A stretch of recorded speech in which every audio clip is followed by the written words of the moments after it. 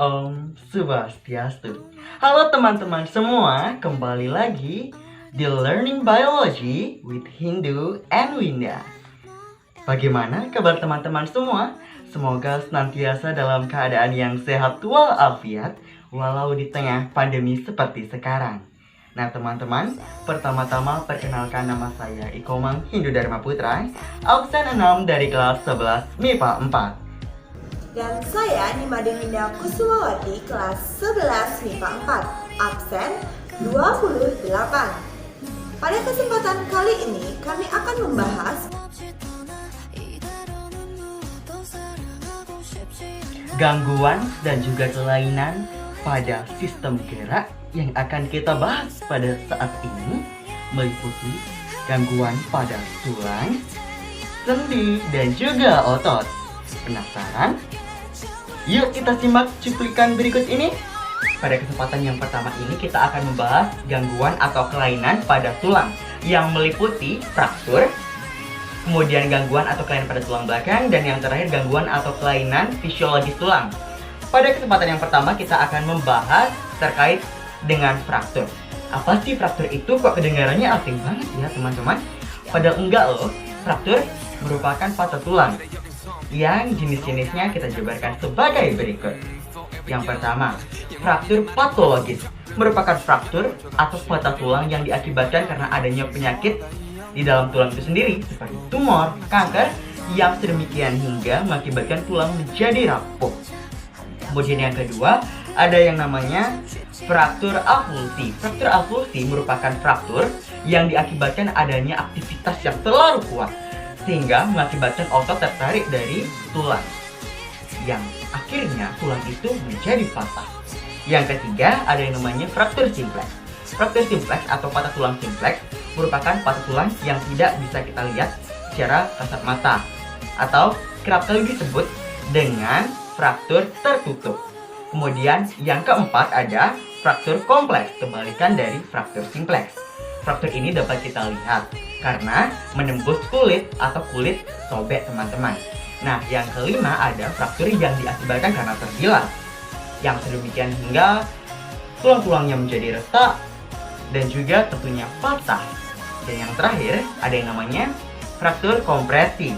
Fraktur kompresi merupakan patah tulang yang diakibatkan karena tulang yang satu terkena tindihan atau tekanan oleh tulang-tulang lainnya. Nah teman-teman, kelainan pada tulang yang kedua yakni kelainan pada tulang belakang, yakni perubahan dari tulang belakang itu sendiri baik dari segi bentuk, arah, dan juga sebagainya. Adapun jenis-jenisnya, yang pertama lordosis, yakni berubahnya arah dari tulang belakang itu sendiri menjadi ke depan, lebih atau condong ke depan. Kemudian yang kedua ada yang namanya kifosis, yakni berubahnya arah dari tulang belakang itu sendiri menjadi agak lebih ke belakang, seolah-olah penderitanya itu tampak membungkuk terus-menerus. Yang ketiga, ada yang namanya skoliosis. Ini perubahan arah dari tulang belakang itu sendiri yang arahnya ke samping, dapat ke kanan ataupun ke kiri. Kemudian yang terakhir yakni sublurikasi, merupakan perubahan arah dari leher. Yang ketiga yakni gangguan fisiologis tulang. Yang pertama ada osteoporosis, di mana tulang keropos mudah rapuh yang diakibatkan karena kurangnya hormon-hormon kelamin seperti estrogen pada perempuan dan testosteron pada laki-laki, dan juga karena kurangnya kalsium. Yang kedua ada mikrosefalus yang diakibatkan karena pertumbuhan pada tulang tengkorak yang kurang baik, yang diakibatkan karena infeksi dan sebagainya seperti meningitis, yang akhirnya menyebabkan tulang tengkorak terlihat kecil. Yang ketiga ada yang namanya hidrosefalus. Ini kebalikan dari mikrosefalus, yang dimana tulang tengkorak terlihat membesar. Kemudian rakitis. Rakitis merupakan kelainan pada tulang, terutama pada tulang kaki, anggota gerak kaki, yang dimana membentuk huruf O atau huruf X, yang diakibatkan karena kurangnya vitamin D, kalsium, dan juga fosfor. Kemudian yang selanjutnya adalah layu semu, yakni tulang yang terlihat layu atau tidak bertenaga. Kemudian yang terakhir ada nekrosa.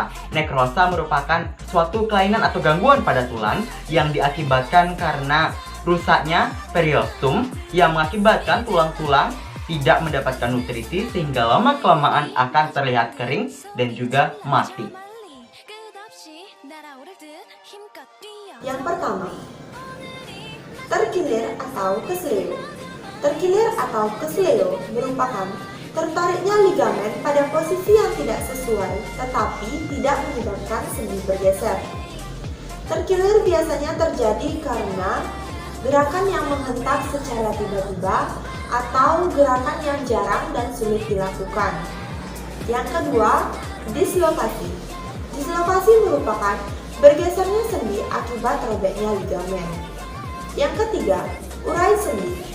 Urai sendi merupakan sobeknya dinding selaput sendi yang diikuti lepasnya ujung sendi. Yang keempat yaitu ankilosis. Ankilosis merupakan keadaan di mana sendi tidak dapat digerakkan karena seolah-olah menyatu. 5. Artritis. Artritis merupakan peradangan pada sendi. Ada beberapa macam artritis, di antaranya yaitu 1. Artritis sika.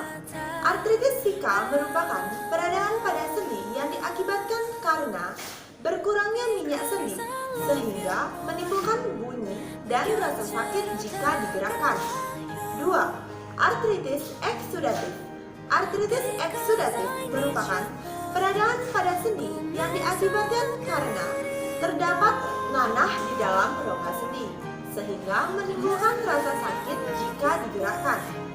Yang ketiga, artritis reumatoid.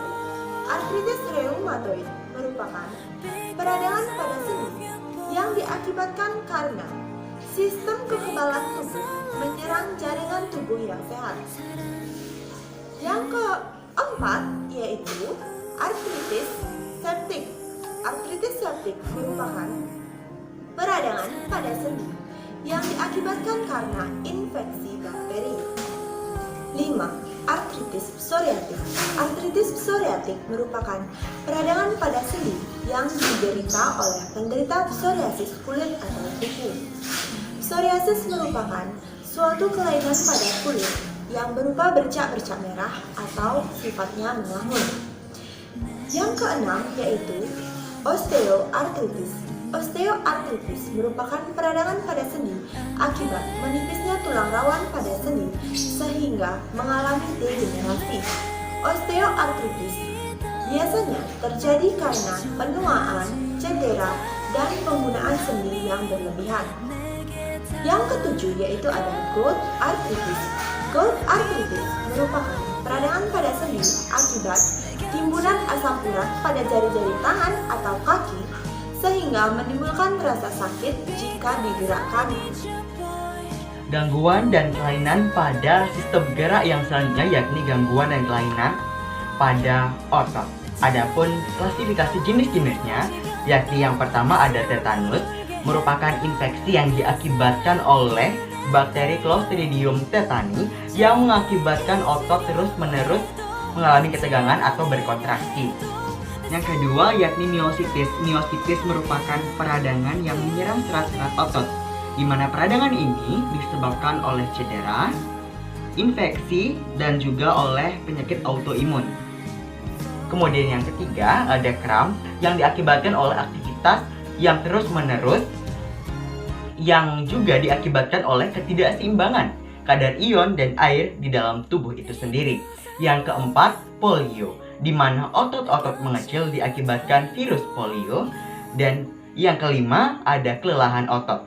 Akibatnya otot tidak bisa berkontraksi lagi yang juga dapat memicu kram. Yang keenam yaitu kaku leher. Kaku leher terjadi karena gerakan yang menghentak secara tiba-tiba atau mendadak ataupun salah gerak. Akibatnya otot leher meradang. Yang ketujuh yaitu hernia abdominal.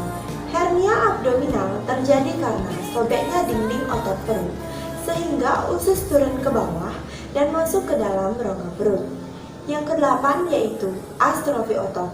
Astrofi otot terjadi karena penurunan fungsi kerja otot secara maksimal dikarenakan otot mengecil dan kehilangan fungsi kontraksi. Dan yang kesembilan yaitu Distrofi otot. Distrofi otot merupakan suatu kelainan pada otot yang biasanya dialami oleh anak-anak atau balita yang disebabkan karena suatu penyakit atau kecacatan sejak lahir. Nah teman-teman, demikian tadi video pembelajaran dari kami. Mohon maaf sebesar-besarnya apabila ada kesalahan kata, dan mohon maaf juga apabila teman-teman dibingungkan dengan penggunaan kata kelainan dan gangguan.